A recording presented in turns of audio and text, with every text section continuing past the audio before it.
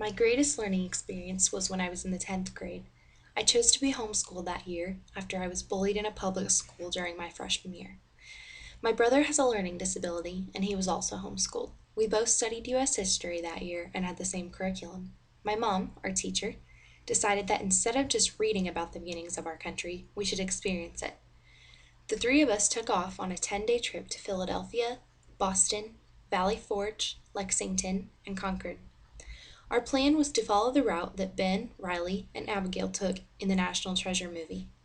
We visited the Liberty Bell, toured Independence Hall, saw where the Boston Massacre occurred, visited Paul Revere's house, saw the cabins where soldiers were housed at Valley Forge, walked aboard the USS Constitution, and imagined going back in time to the Battle of Lexington and Concord.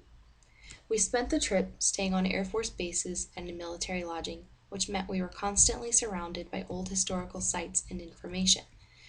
This was a memorable trip because we were in the action and reading about what we were seeing as we were seeing it.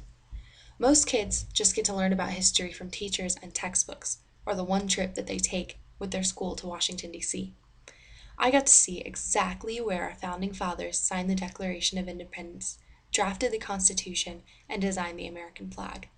I saw the streets that Paul Revere grew up on. I sat in chairs in the room where our House and Senate first met. This trip brought history to life for me and my brother.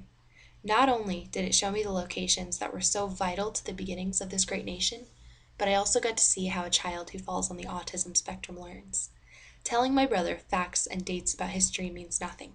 He's a visual learner. If you want him to retain and comprehend something, you have to show him.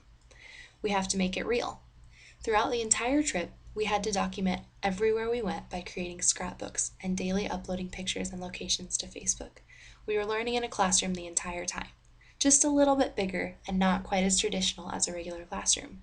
New England was our classroom. I'll never forget that trip.